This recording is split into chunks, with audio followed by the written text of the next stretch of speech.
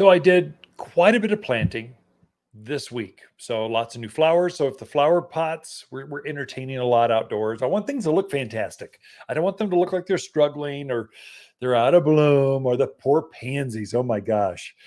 Violas, the kale, they do not like summer. They were looking terrible. I went, okay, that's it, guys. You're out of here.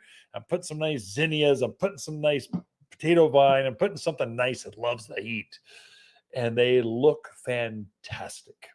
And so I did quite a bit of flower things, just accessorizing, put a few flowers in that were kind of pockets that needed it, and then some trees and shrubs. Anything that looked bad, I just pulled it out of the ground and went, okay, I'm replacing you with something fresh and new and healthy.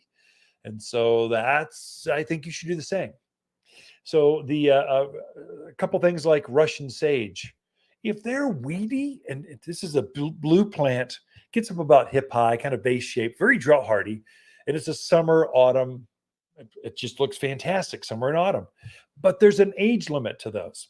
Once they reach about 7, 8 years old, they start to get mangy looking. They spread out. They root too much. They start to seed everywhere over the yard. I mean, they become a weed.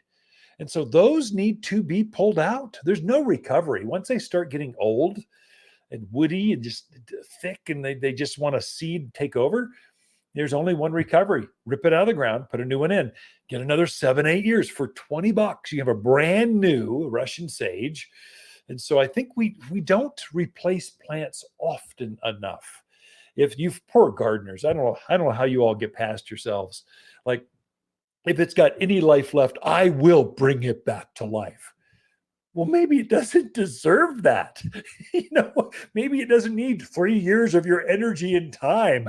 Maybe you just come to the garden state at 1999, you get a brand new one and you don't struggle for 3 years. So I think roses, they have a lifespan about 10 years and they just get woody and the thorns get too big. They lose that vitality. They start to date your house. They don't bloom as well. Autumn sage or Salvia greggii. It's a companion plant to Russian sage sometimes. Those get woody and overgrown. They just start to run instead of perky and upright and then blooming for the hummingbirds. They tend to fall down and get saggy and they start to run around the ground. That's not a good look in your yard. It's time to probably pop those out for $20, 30, $40. You get a really big one. So it's probably time to maybe remodel some. I think we need to remodel our landscapes a little like we do a kitchen or a bathroom. You need to remodel some things in your yard like that. Or otherwise, that juniper hedge starts to age your property. Oh, yep, 1990s, we got that one. Yeah, everyone in the neighborhood did that. Oh, yeah, look, those timber steps. That screams the 1990s. They were redoing a bunch of railroads back then, pulling up the old tracks, abandoning them. Now they're our trail system. Well, you can date a neighborhood by the railroad ties. They use the steps because they were pretty cheap. Now we're using block basically. So concrete blocks that have textures and colors. That's the latest trend. In 10, 15 years, it'll be something different than that. So you need to kind of remodel sometimes. Planting wise, if you're putting a new plant in, here's a couple insider tips on how to plant. You're going to need 3 things whenever you plant. I don't care what don't do your research on the internet. Here locally in Arizona, this is how you plant. You're going to need mulch. You're going to need food because your soil doesn't have any. You're going to need root and grow. The plant is going to freak out when you put that thing in the ground. It's going to stress out. We call it transplant shock, but there's some products that help you with that. And here's how you do it. And so a lot of folks, they want to dig down to China and the hole is deep. You don't need a deep hole. You just need it as deep as the bucket or the roots of the plant. That's as far as you need to go. Roots here locally, they don't go down, they go sideways. because that's where your irrigation is. That's where the rain is. They just know that's where the moisture and food's going to be. There's nothing down there further for them other than more caliche, rocks, clay, junk. Your contractor might have buried a tractor down there. I don't know. You find all kinds of junk down there. They're not going down for that. They're going sideways where the moisture and the food is. If you know that, let's just dig a wide hole and encourage that plant to spread out across the yard, picking up food and water throughout the yard. So the same depth, but 3 times the width of your root ball. That's the size. That's the in kind of saucer or bowl or cereal bowl shaped. That's the hole size. Now, when you get all that extra dirt out of there, anything that's bigger can kind of junk, rocks, roots, things you find in that planting hole, that anything bigger than a golf ball, those things do not help you. Screen those out. So hopefully you don't have a lot of that. Some of you are going to hit a boulder. You're going to pull that out. You're going to have to actually supplement some extra soil in there. You're going to need a bag of topsoil to help fill that back up. Most of us have clay, just maybe a few rocks. I just throw all the things that are bigger than a golf ball. They get too large, so the water molecules, it's too big to hold any real moisture. So that stuff heats up during summer and it bakes the roots.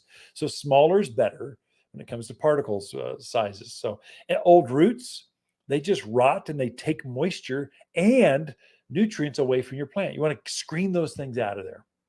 What's left, you want to add some organic. Now, you have nothing living in your soil, probably. The worms and mycorrhizal colonies, the beneficial things that help plants grow, they feed off of organics. And so if you don't have any, you're going to need to add some. And so a bag of mulch, we call it premium mulch. It's a compost. It looks chocolatey, looks like mocha looking stuff. You're going to mix that in with that soil you just pull out of that hole, blend it together. About 1 shovel's mulch to 3 shovels native soil. If you hit a big rock or something, you can kind of cheat it. I've gone as high as 50-50, blended that together. Other than that, it gets too soggy, too wet. There we might need to, if you need a lot of filler, you might need a bag of topsoil. It's a heavier, richer product. But mulch, that's your main thing. Most of us, that's really what you're going to use. So blend that in there, and that's what you're going to use to backfill around that root ball. So place your root in, backfill around it. Now you're ready to water things in. So take that mixture, pack it in, really pack it so there's no air pockets in there. Water it in with Root and Grow. This is a transplant shock. So it's compost tea is what we make. It's like the old B1 that your grandparents used. We now make something better than B1. It's called Root and Grow. It's a compost tea. So it looks like molasses. So you 3 tablespoons, a gallon of water. I'll usually pre-mix mine up in a watering can, so it's waiting to go right after I'm done planting, because this is going to help with transplant shock.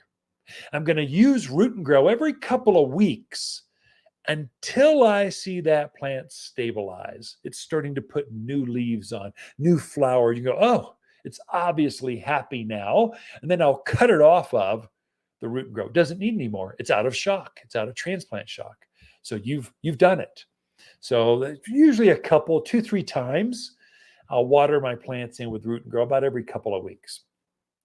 Your plants are going to need nutrients to be able to root and grow in that new planting hole. And your yard does not have enough nutrients to do that. You're going to need to supplement that.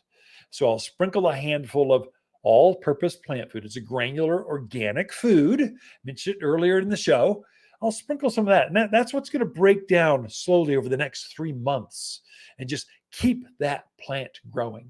Again, it's all about roots. You need as larger root mass as you can. And the root and grow combined with the all-purpose plant food, that is the magic duo that really makes it go. And that's how you're planting here. So shallow hole, wide. Use some organic mulch to blend in with your soil. Backfill around the root ball. Water it in with Root and Grow. Add that in there. So really a deep hydrated plant.